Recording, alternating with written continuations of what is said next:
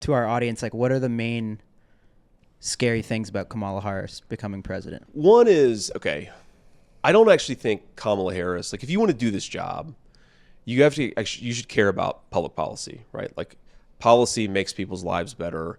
And I've never seen an interview with Kamala Harris where I'm like, oh, she really cares about this thing and she really wants to do this thing to make people's lives better. Like, I just don't think, I think she just doesn't actually care that much about the details, and that's not the kind of president you want. You know, my biggest issue, because I think it's transformative in a bad way for the country, is like you can't let 25 million people in your country illegally with no control.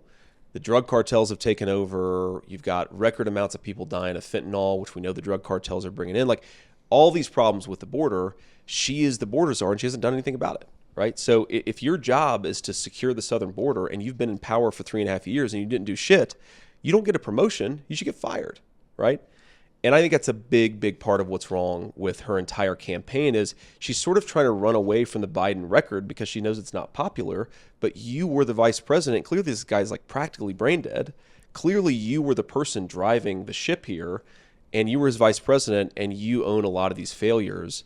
But I mean, there are little things. I mean, we could talk for so long about some of these issues, but you know, I'm a big believer that we have to like build more stuff in America. Like I come from a manufacturing town. We got to make more stuff.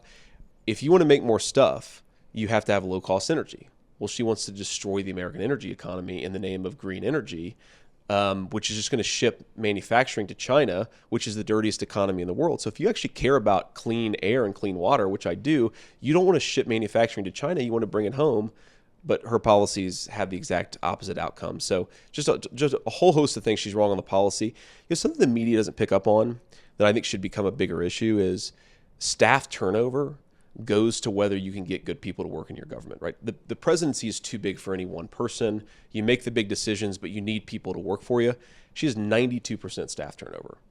Wow. How can you staff a government if 92% of the people who work for you don't want to work for you? That's a bad thing. Meaning people are like quitting the Quitting, administration? yes. Is there any During the last 4 years? People who work for her, correct. Just 92% over her turnover, yeah. career. Has there been any like rationale or why that's happened? You know, I've heard different stories, and I don't put much stock in what I read in the media. I mean, what I've heard is that she's just like yells at people a lot. She's mean. She's kind of insecure, and you combine insecure with mean. Like you can do one of those two things maybe and be a decent boss, but you can't do both of them. But I don't know. I just know that the data is the data, and she has really bad staff turnover. But we need good people. Like I'm a Republican. I don't want her to win.